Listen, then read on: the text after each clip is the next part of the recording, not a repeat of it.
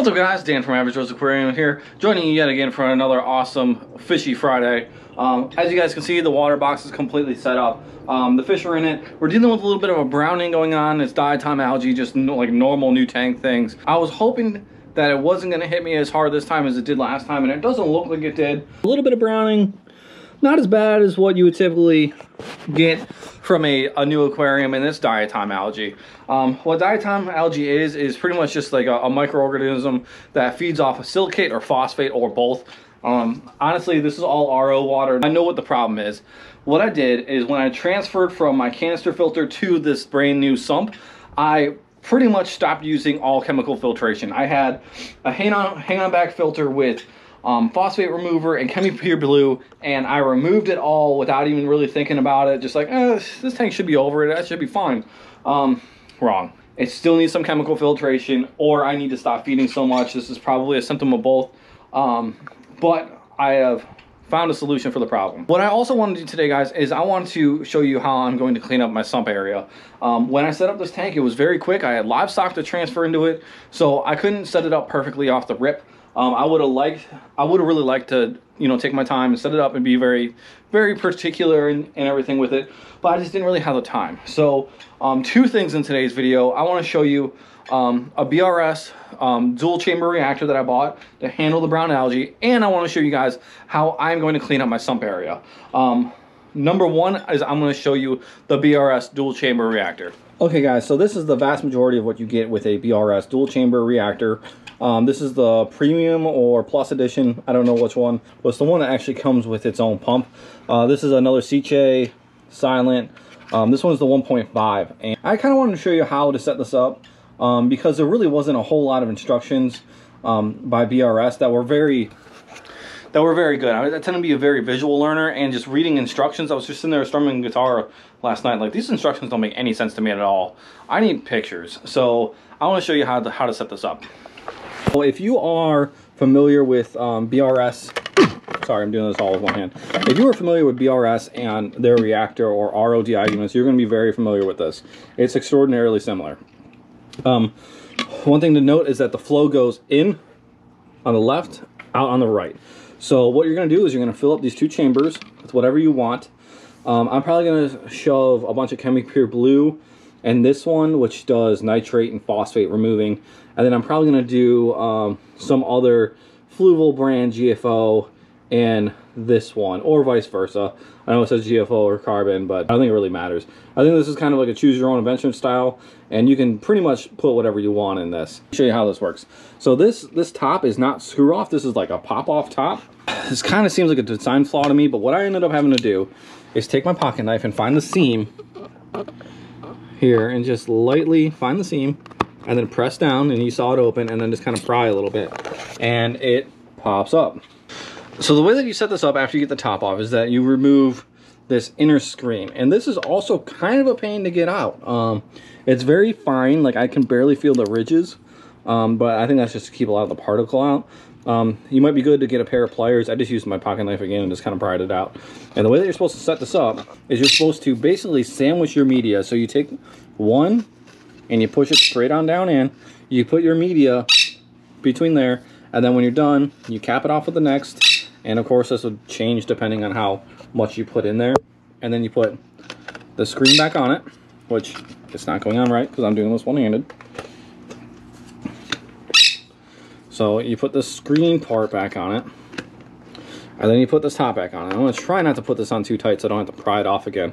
And then you drop it back in your canister here, and then you screw it back on. So I'm going to fill it up like I told you, probably knock off GFO and then Chemi-Pure Blue or vice versa. And the way that you set this up is that this stuff, the pump and these two tubes, and also this, come separate.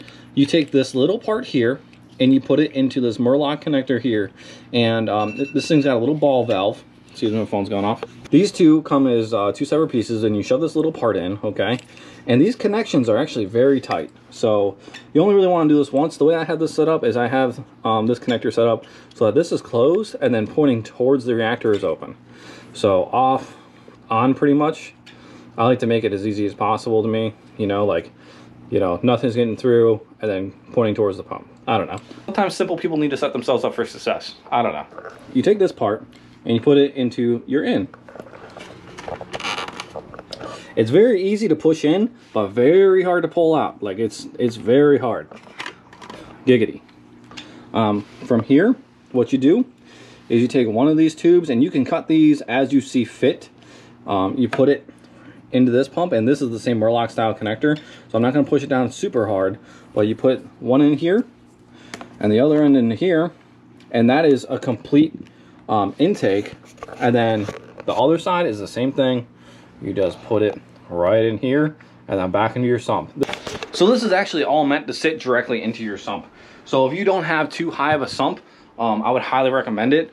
I'm pretty sure it will sit in my sump without being completely submerged. I'm meant to look. I might put it on top of something, but it's meant to pretty much just sit completely in your sump. The footprint of it is not too big, so if you have like 6 or 8 inches to spare, you could probably make it work. But that is how I'm going to handle the brown algae outbreak that I have in here. And it's always good to have some option. Like if my pH starts, you know, lowering and I get 7.9s or 7.8s, I can throw a whole bunch of crushed coral in that and just have it pretty much being a reactor of crushed coral, and hopefully it will get it, you know, back up. I'm not quite sure what the CTA 1.5 is rated to. I know the 4 that is on this sump right now is rated to 900 something, so I would assume it's probably be, you know, a quarter of it. So let's say 250 gallons an hour or so, roughly. I would assume that's what it does. So 250 gallons an hour going through a whole bunch of crushed coral would probably handle a situation pretty fast. So for the second part of this video, I want to show you the disgusting mess that is my under tank sump area. Firstly, I'm gonna open this up. I actually opened this up a little bit, and you know, at first it's like, it's a sump, it doesn't really look all that bad. The filter socks probably need to be changed, but then you look at this side and it's just like complete rat's nest. It's dark underneath here. It's hard to actually get in here. This is kind of like my redneck reactor going on right now. There's some ChemiPure in there. So I have some plans for this. I actually just got some push lights for in here, and I also I have some new filter socks. I have RO being made, and I have a solution to where to mount all of this. I'm a big fan of what Ryan and Randy say from BRS, and that is clean is synonymous with safe. This is not safe. At any point something can unplug and fall in. I guess that wouldn't be the biggest thing if something unplugged itself and then fell into the water, but if something like this fell in and it was still energized and went into the water, it's a pretty big fire hazard. I would just rather this be a lot cleaner. So I have an idea, and I'm actually doing it right now. So as you can see, these back walls here are of the stand itself. They're structural members of the stand. A lot of people drill into them and mar them up with screw holes and Velcro and stuff like that. Honestly, once you do that, you have to live with it. I'm not a fan of that. I am going to, and I have them cut out right now. I have 3/8 inch plywood down in the garage, left over from a different project. Painting them black right now. And I'm gonna screw everything and Velcro everything to that. If I screw it up really bad, or it gets really gross, or there's just so many freaking holes in it that you can barely do anything with it anymore, I just cut a new piece, you know, and I should be able to get it through this back here and just pretty much lean it against the sump. And it should sandwich it between the sump and it pretty well, and I shouldn't really have to fix it. I want to permanently fix power strips to both sides. So if I wanted to run, if I'm running the reactor on the left side and the heater on the left side, I can plug to the left side. If I want to run the return pump on the right side and the HEO on the right side, I plug in on the right side. The lights can come down and plug in on their respective sides. So I'm not worried about overcharging an outlet or anything like that, because the fact of the matter is most of this stuff is not on all the time. The HEO is only on occasionally. The only thing on all the time on this sump is this right now, which is temporary, and that return, and that's it. Everything else is intermediate. So it's like, yeah, the lights are running right now. The lights, the sump pump, and this are running the whole time. The heater is occasional. I think right now it's heating. Yep, the heater is occasionally running, and the HEO is very occasionally running. So really, at any given time, you might have 4 things running at one time. So it's not that big of a deal. But I want to clean this up, and that is the weekend project. Here's the wood as it stands right now. It doesn't have to be perfect. It's just 3/8 inch crap plywood that I had laying around the garage. It just needs to kind of blend in. I think it looks pretty good, and it'll keep me from messing up, marring up, and doing everything else up with this stand.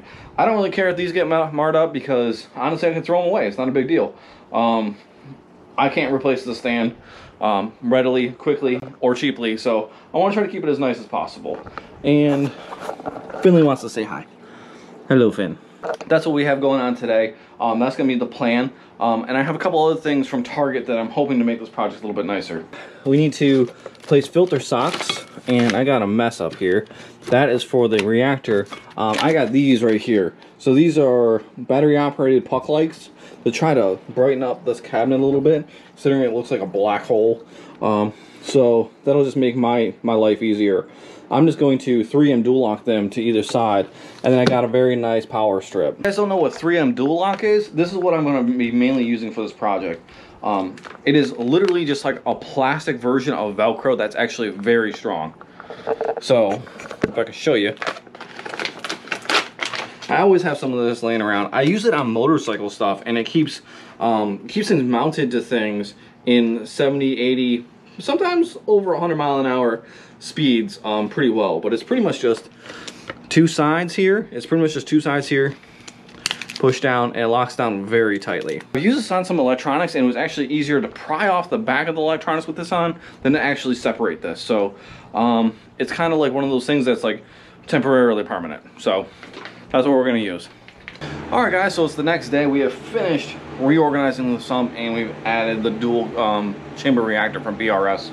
And I want to show you what I got going on. So the fish tank lights haven't turned on just yet, but that doesn't mean I can't show you my under tank sump area.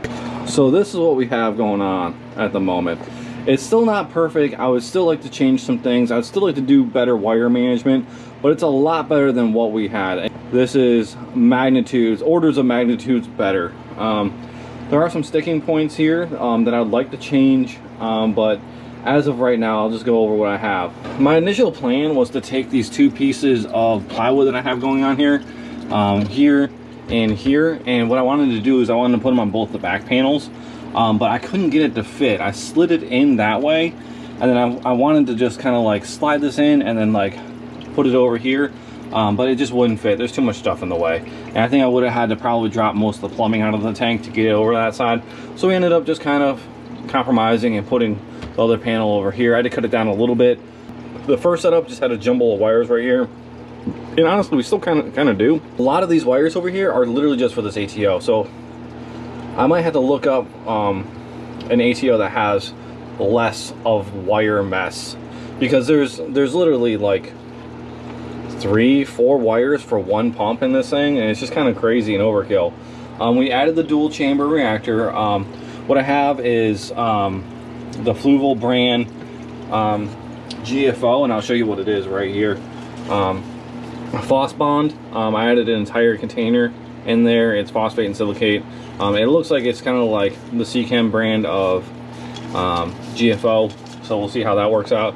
And then in the second chamber, there's nitrate remover and also chemi-pure blue in the second chamber. It was really easy. What I would suggest you guys do if you're gonna do a setup like this is literally on this side here, there was so much excess tubing.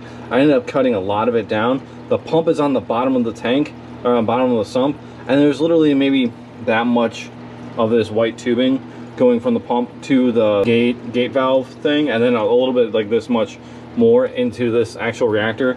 And then I have this side just kind of cycling over to here, as you can see.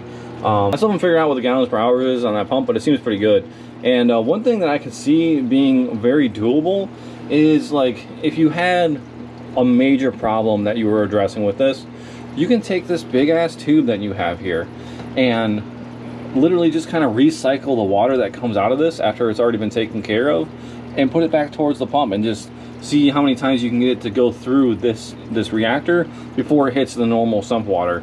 That way it's getting treated multiple times every time it's in the sump. I don't know, it just seems like an idea. There are some things that I want to do here. I'd like to pretty much get rid of this gigantic mess of biological media. A lot of it is also crushed coral that I have buffering my pH as well. But right now it's really not that big of a deal.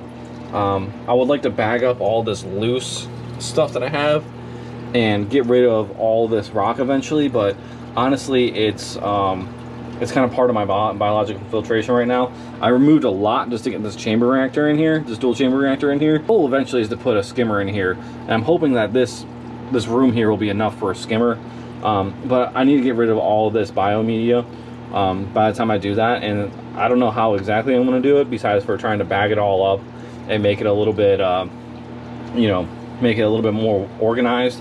But slowly but surely I need to move a lot of this stuff and either put it over here in this corner, you know, so it hits the biomedia last before it goes into the return pump. I could probably even put some biomedia down in here, you know, where the filter socks are. That seems like a whole lot of room that's just not being used right here.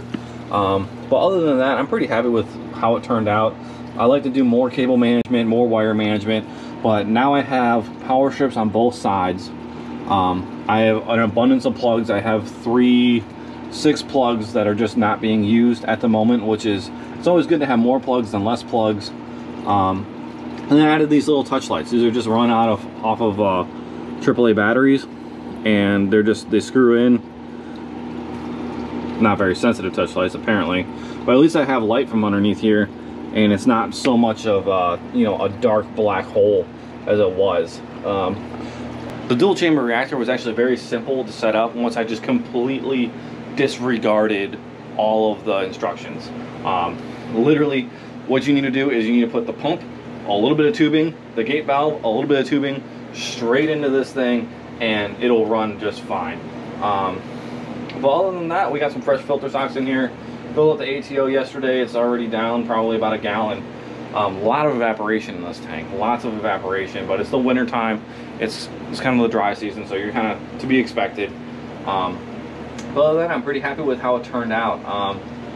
It is so much better looking than what it was. It doesn't make me nervous every second of the day anymore, so I'm pretty happy with how it turned out. Next up, I need to probably get up in the display tank and clean the glass a little bit. Get some of this brown off of it and get the diatoms up in the air so it can go through the overflow, so it can get trapped by the filter socks. And we'll see if the dual chamber reactor really helped out, so it was doing its job here. But other than that, I think that's where we're at with the sump for now. Like I said, it's going to be an ongoing thing, getting rid of this biomedia and organizing it. I can't get rid of it all at once or the tank might crash, and you don't want that. This is like, all this rock work and stuff is from my old tank, so that all has media, or that all has beneficial bacteria on it that I wanted to keep. All these bio rings and sponges are from my old canister filter, so you know, it just kind of is what it is for the time being. Hopefully in the next couple of months I'll get rid of it completely and have a clean sump with just the reactor and a skimmer, and then just, you know, maybe some bio bricks here and there, just you know, to keep it going, because most of the biological filtration should happen up here as well. So I mean, there's just so much room for biofiltration in this tank. It doesn't all have to happen down here. When we get more stock in this tank, I'm definitely going to want to get a skimmer, so that's something that is on the forefront of the things to be done. And also I need to get some coralline algae started up here. I had plenty down here, but it doesn't seem to be transferring up here. A little bit, if you can see it, a little bit started right here. There's a little purple splotch. I don't know why it started right there and then stopped. So that is not a, that might have some starting on that rock right there. None of the rocks in this aquarium, I think, transferred over to my old tank, so the coralline algae has to start all new. So I might even try to get one of those coralline algae starter kits. I don't really know. But as of right now, this is where we're at. I'm pretty happy with it. If you have any comments or suggestions, please feel free to leave them down below. But this is Dan from Average Joe signing out for this video. See you guys next week. Deuces.